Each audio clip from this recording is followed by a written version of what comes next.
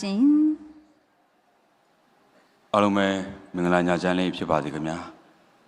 ဒါကျွန်တော်ဒုတိယမိအနန္တရဏ၅ပါးကိုစီမင်းထက်ကနေကျွန်တော်ကာရဝပြုပါတယ်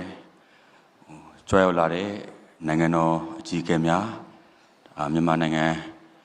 ရုပ်ရှင်လောကသားများအားလုံးလည်းကျွန်တော်စီမင်းထက်ကနေ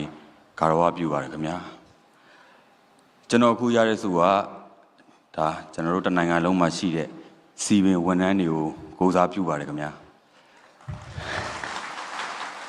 ကျွန်တော်တို့လည်းအမြဲတမ်းအမှတ်တရဖြစ်နေမဲ့စုပါပြီးတော့ဒါထုတ်လုပ်ရေးပေါ့နော်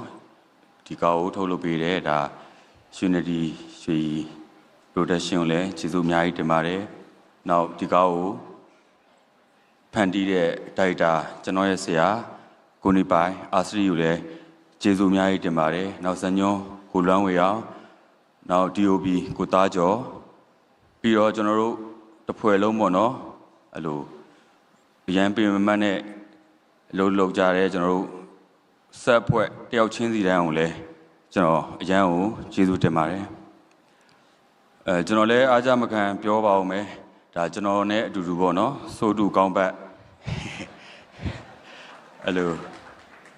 ကျွန်တော်ကိုပါရမီဖြည့်ပေးတဲ့ကျွန်တော်ရဲ့ဇနီးကိုလည်းကျေးဇူးအများကြီးတင်ပါတယ်လို့ပြောချင်ပါတယ်ကျေးဇူးတင်ပါတယ်ကျေးဇူးတင်စကား